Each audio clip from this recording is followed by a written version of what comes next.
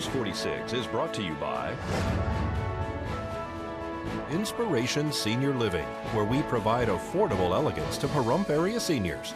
Give us a call at 751-2300 and make an appointment to tour our community.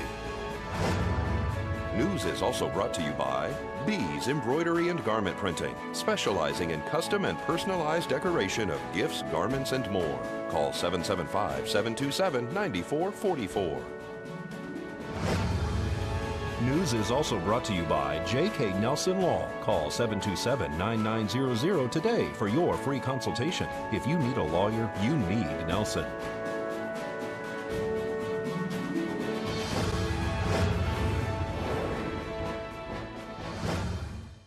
Tonight on News 46, a cell phone user causes an accident. 3 people are arrested for fraud, and the Biz Expo to be held at the Pahrump Nugget. News 46 starts now. You're watching KPVM News 46 with Deanna O'Donnell.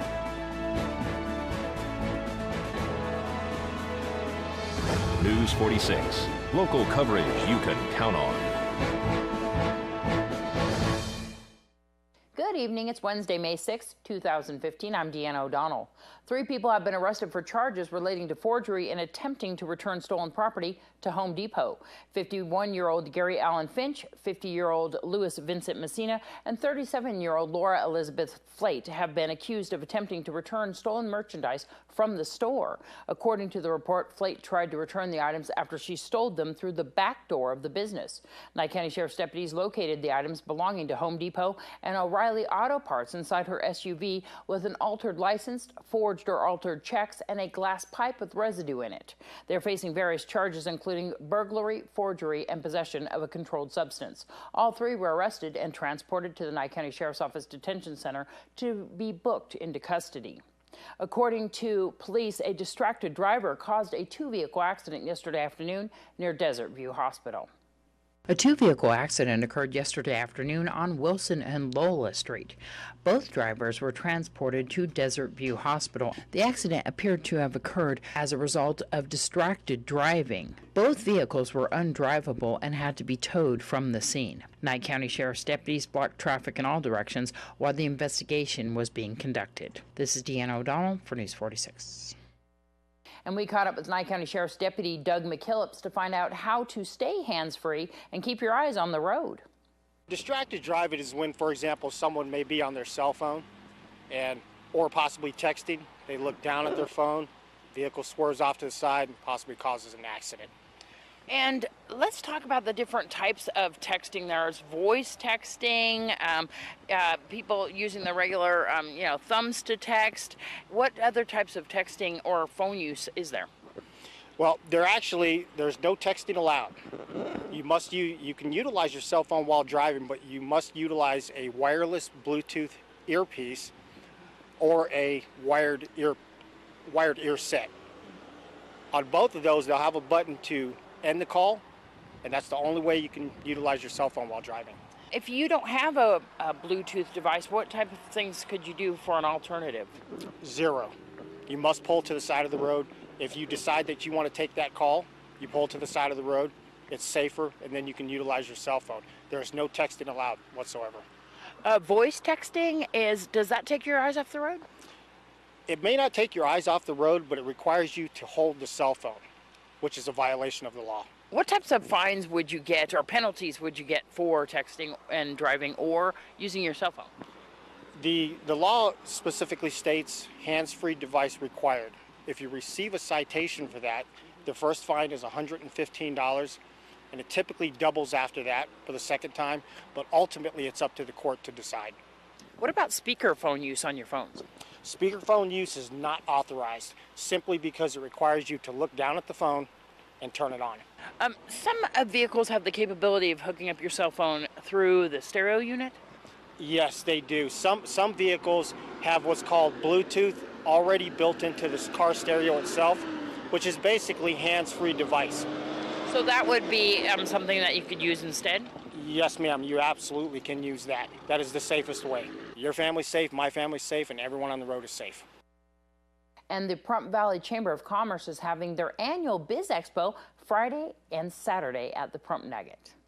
Yeah, we have Biz Expo coming up Friday. That starts May 8th and May 9th at the Pahrump Event Center. What is Biz Expo? Biz Expo is the event where we bring our member businesses to highlight their products and services to Pahrump. So we have our members come set up booths for their businesses, and then we have the public come in and meet and greet the businesses that are here to provide services and products for them. This is a great one-stop shopping for people who are looking for resources, services, service providers, people that can help them out, and what they would like to see is happening here, because a lot of people don't know. Right. This is a great one-stop shop. We have everything from automobile dealerships to embroidery places to insurance and healthcare. Is there certain, also, the people, when you go from booth to booth, they have like little contests and giveaways and things like that, so that's something to see. Right. We have raffles from every booth provides a raffle. We have raffles throughout both days. We want to do interactive games with people. We're encouraging them to have people come back from that booth to their business. And I think really what we need to do is let people know what's available here locally. Oftentimes people think they have to go over the hill for something, when in fact they can get it here locally as inexpensive as going over the hill. At Biz Expo, are there going to be any deals that businesses might be offering? There are. In fact, we are printing 2,500 flyers to give to each person as they come through with a map and a list of, and there's even coupons on the back of that. But there'll be Biz Expo specials throughout the building. They'll be offering those. So in the Pahrump Nugget in the event center, what's the time and dates again? It is Friday, May 8th from noon to 5, and Saturday, May 9th from 9 to 4.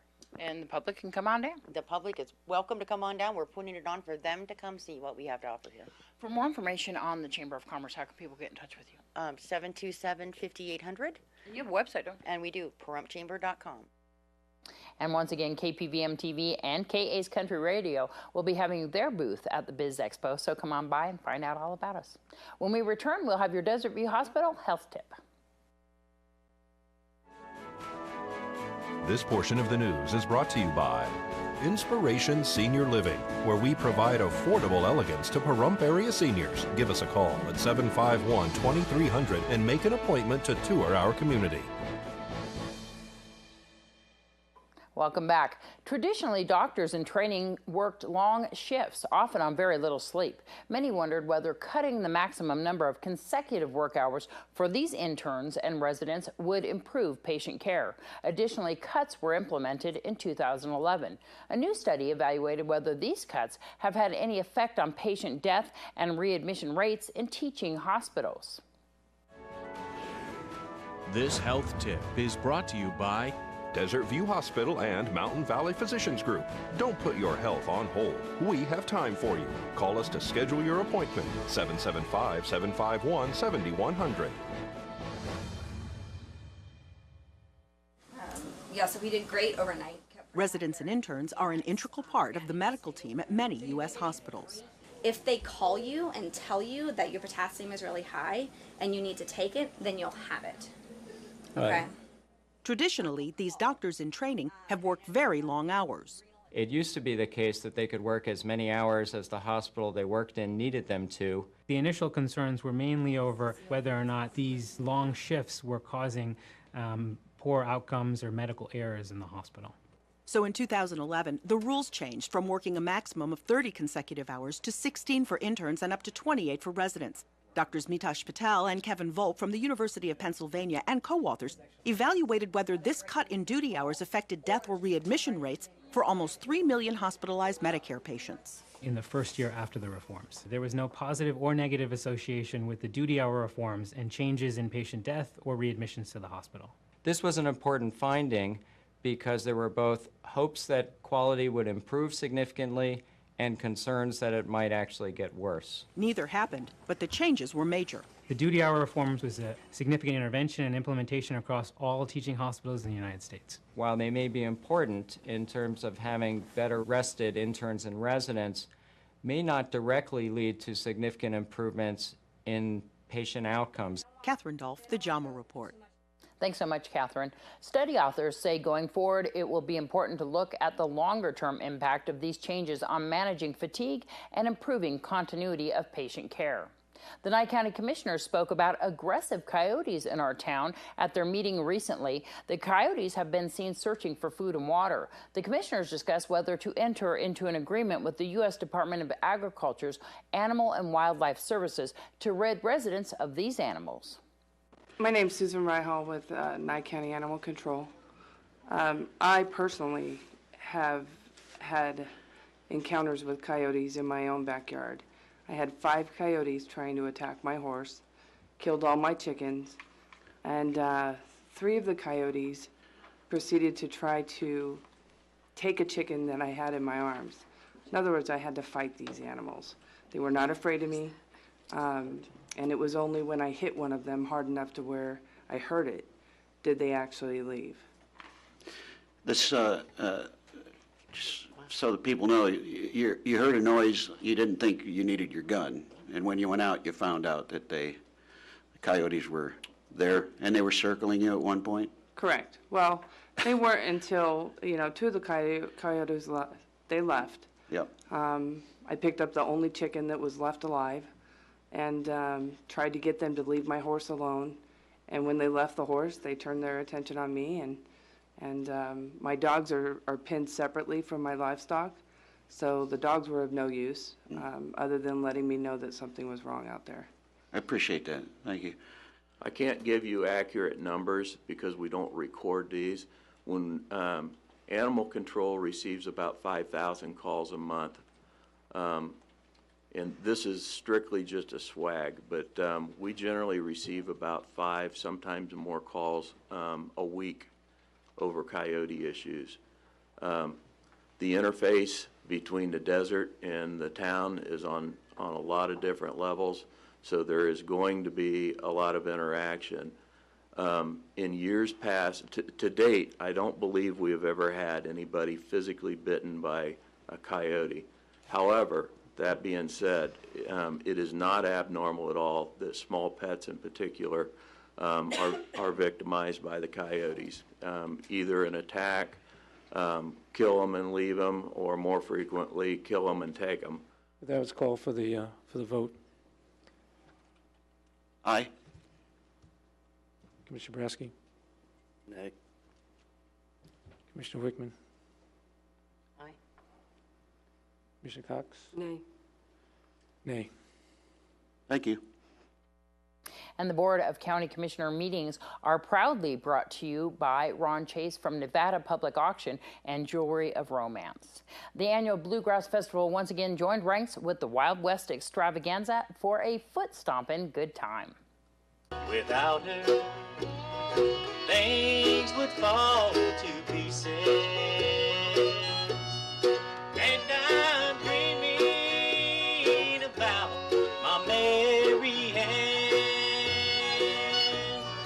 Yeah, we joined with them last year, got them moving from fall to join us in spring. I'm glad we did. The group takes care of all the vendors and stuff that I never had any success with, but the bands are all here. We got a High Mountain Road out of San Diego, Stillhouse Road from Utah, and Out of the Desert, Stuck in Reverse from Vegas, Aspen Ridge. Lots of people, real good music, good event, raises money for lots of charities, particularly the VFW Food Bank. We do a raffle drawing. Sunday at 2 o'clock, we're going to draw for a wheelbarrow full of beer and lots of other good prizes. So come down, get your tickets, $1 each, 6 for $5, 25 for 20, all the rest of that. We're going to see you up on stage?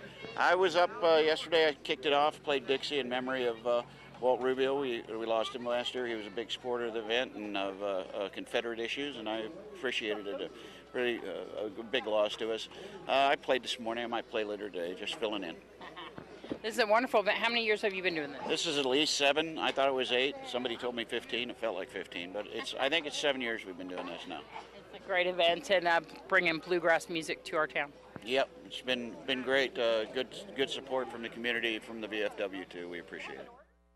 And when we return, we're going to tell you who won the outhouse races over the weekend.